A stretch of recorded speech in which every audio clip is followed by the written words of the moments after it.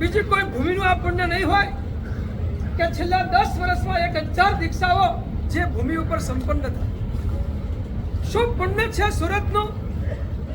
આજે પણ 9 મુમુક્ષુઓ સંયમ સ્વીકારવા માટે થનગની રહ્યા છે. સંયમ સ્વીકારની પૂર્વ વિધિ સંપન્ન થઈ ચૂકી છે. થોડીક જ ક્ષણોની અંદર પરમાત્માની અને ગુરુની પ્રસાદી સ્વરૂપે રજોહરણ અમને એમના જ પ્રાપ્ત થશે અને સાધના માર્ગનો પ્રારંભ થશે. એ પહેલા એક અગત્યની વાત એ છે, 25 થી 30 સુધીનો કાળ થોડોક ખરાબ આવે એવું લાગી રહ્યું છે. થોડાક એના એંધાણો પણ વર્તમાન કાળમાં જણાઈ રહ્યા છે. કાળ કાળની રીતે કામ કરશે, આપણે આપણી રીતે કામ કરવાનું છે. અને આ કાળને નાથવા માટે, આવા આપત્તિઓમાંથી બહાર નીકળવા માટે આપણે પોતાની શાંતિ અને સમાધિને સતત જાળવી રાખવા માટે એક સરસ મજાનું આયોજન એ છે, સમસ્ત જૈનોના ઘરની અંદર સમૂહમાં 1000 નવકારની આરાધના જો રોજ થાય, એટલું જબરદસ્ત પુણ્યનું ઉપાર્જન થાય કે જે પુણ્ય આવા આપત્તિના કાળમાંથી આપણને બહાર ખેંચી લે. થોડાક દિવસ પહેલા વાવ પથક સમાજની આ પ્રેરણા કરેલી અને વાવ પથક સમાજે નિર્ધાર કર્યો છે કે અમે ઘરની અંદર 1000 નવકાર ગણીશું.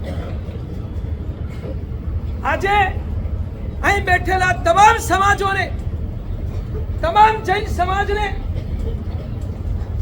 એક આહ્વાન છે કે સમગ્ર જૈન સમાજ ઘરે ઘરે 1000 નવકાર ગણવાનો પ્રારંભ કરે. આવતા વિકટ કાળને આસાનીથી પાર કરવા માટે આપણી સમાધિ, આપણી શાંતિ અને આપણા ઘરના અને સમગ્ર જૈન સમાજના પરિવારને, સમગ્ર વિશ્વને એક સાતા અને સમાધિ મળે એવા ભાવથી ઘરે ઘરે 1000 નવકાર ગણવાનો પ્રારંભ કરવાનો છે. અહીં બેઠેલો વાવ સમાજ થનગની રહ્યો છે. અમે ક્યારે આ શરૂઆત કરીએ, પણ સાથે સાથે તમામ સમાજને આહ્વાન છે.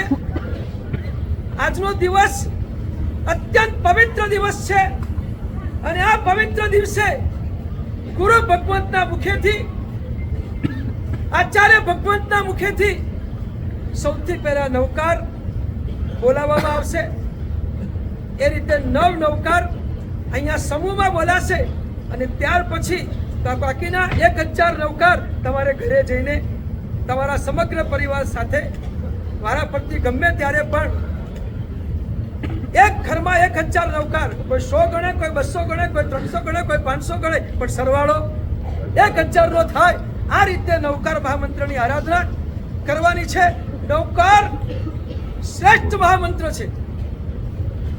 જબરદસ્ત પુણ્યાનુબંધી પુણ્યનું સર્જન નવકાર મહામંત્ર દ્વારા થાય છે અને ગમે તેવા વિઘ્નોને દૂર કરવાની તાકાત આ નવકાર મહામંત્રમાં પડેલી છે.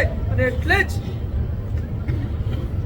આપણા જૈન ધર્મનો સૌથી શ્રેષ્ઠ મંત્ર, સૌથી પ્રિય મંત્ર, શાશ્વત મંત્ર એ નવકાર મહામંત્ર છે. એની આરાધના શરૂ કરવાની છે.